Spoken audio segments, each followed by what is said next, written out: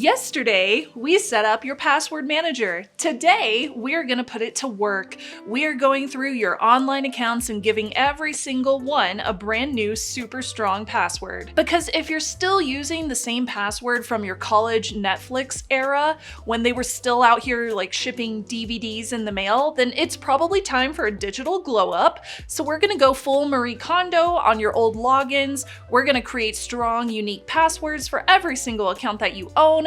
Do they spark joy yet? I hope they do. What's up, s'mores? I'm Shannon Morse. Welcome back to day 9 of the 30-day security challenge. This is the series where we make your digital life smarter, safer, and way less stressful. Every single day, we're breaking down one concept of online security and privacy to make the process less stressful and to keep you from burning out. If you are following along, make sure to subscribe so you don't miss the next video. You can grab the full 30-day challenge checklist and notes over at shannonrmorse.com. So first up, why the heck does this matter? Well, reusing or tweaking the same password across accounts is kind of like having one key that you use for your house and your car and your gym locker. If somebody copies it once, then they're in all the places. We use different keys for different places in the real world, so why don't we do that online too? In the year of our Lord 2025, credential stuffing attacks are still one of the top ways that hackers break into accounts. And AI-powered tools can try millions of combinations a minute. So our goal today is to make your passwords unguessable and unusable to anybody but you. Step number 1, the golden rule. Every single password must be unique. So here's the number 1 rule of password management: no password duplication. Every single account should have its own password because you never know how a company is storing them behind the scenes.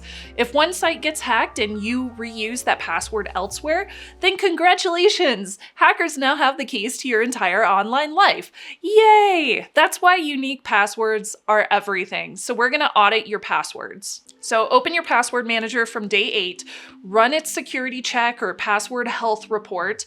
It will flag weak or short passwords, reused passwords, ones that haven't been changed in years, and any online accounts involved in known breaches. Start with those because that is going to be your priority for regeneration of new passwords. Step 2, use your password manager to do the heavy lifting. If you have been following this challenge, then you have already set up your password manager. Yay, that's great. So now it's time to let it flex a little bit. We're gonna take advantage of that password manager. So open your manager, start generating So open your password manager, start regenerating random passwords for each of your accounts. Most password managers can autofill and update them for you automatically, but if not, or if you just don't want to go that route, go site by site, click change password in your account settings, and let your manager create something strong and unique.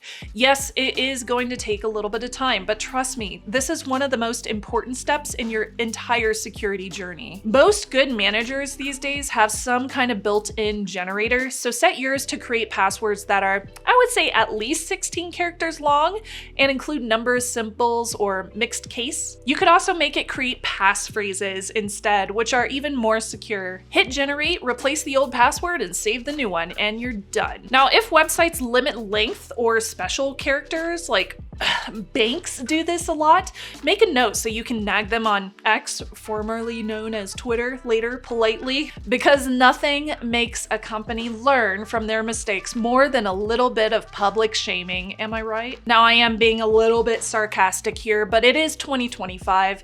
We should not be limiting users to 8-character passwords or not allowing people to use like an ampersand in their password. I should be able to make a 42-character passphrase with leet speak if I want to, okay? Step number 3, how to create strong passwords if you are doing it manually. Now, if you don't have a password manager yet, hopefully you change your mind, but if you're still sus about password managers, that's fine. I can only give you recommendations based on almost 2 decades of living in a cybersecurity world and being friends with a lot of hackers. But you don't have to listen to a woman with colorful hair if you don't want to. But here's how you do it yourself. So the National Institute of Standards and Technology, aka NIST, recommends using long passphrases made of random words, at least 4 or 5. Something like corgi, spaceship, banana, notebook.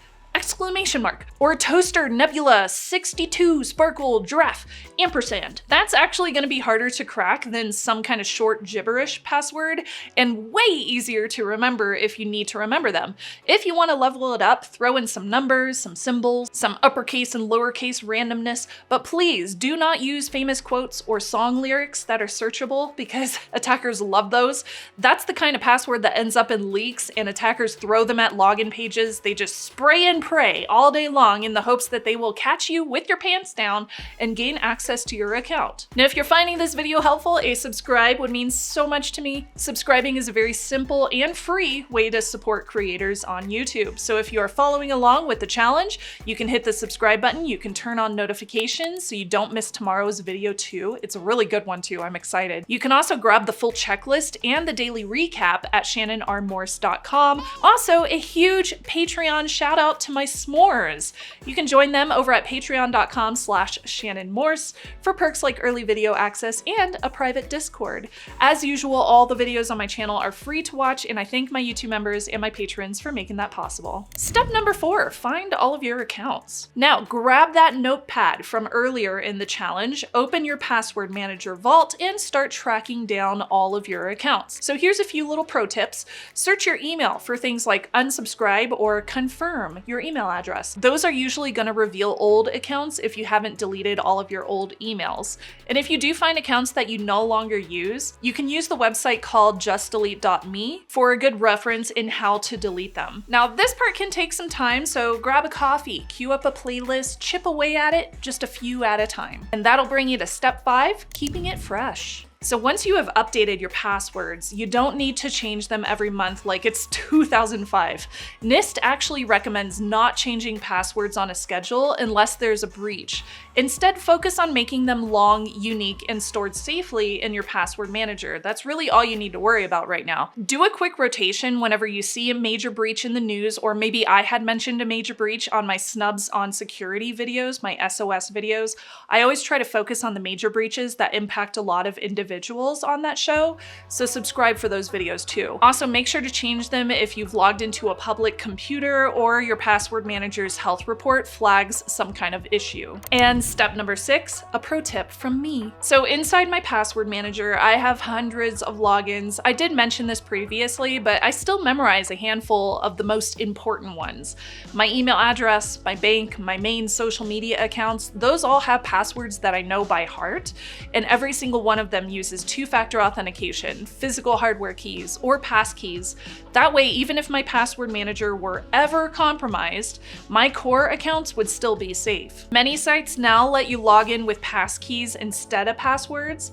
They use public key encryption, they are stored in your password manager, or on a hardware security key like a YubiKey. Now, if a service does offer passkeys, enable them. They can't be phished the same way that original passwords could, and they can be synced, but keep in mind, whatever devices or accounts are syncing passkeys must also be secured as well. And they can save you a ton of typing. I don't know about you, but I do a lot of adulting. I need to do things around the house, and I need to manage my car and traveling a lot for work and stuff. I really don't have time for a lot of things in this world, so anything that saves me a little bit of time, I'm gonna use it. I will be going over passkeys and hardware keys very soon, so if you want to prep for that, you can grab one from YubiKey if you don't have one yet, and watch the videos on my channel explaining them. Now for a 2025 update with AI and breach alerts. So I mentioned this previously, just a little bit, but I did want to mention it again as well. Modern password managers now integrate with breach databases like Have I Been Pwned to warn you instantly if a password is compromised. Some even use on-device AI to spot leaked credentials or weak patterns, so turn on those notifications. Just make sure the analysis happens locally. It's not some kind of weird AI thing going up to a cloud. And that is it for day 9. You just did one of the hardest but most rewarding parts of this challenge. You cleaned house and you locked down your digital identity. I think Marie Kondo would be very proud of you for decluttering and cleaning up your digital life. Tomorrow we will make those strong passwords even stronger with multi-factor authentication. Yay! So make sure you are subscribed so you don't miss it, and grab your 30-day security challenge checklist over at shannonrmorse.com. I am Shannon Morse. Stay smart, stay secure, and I'll see you tomorrow. Bye, s'mores.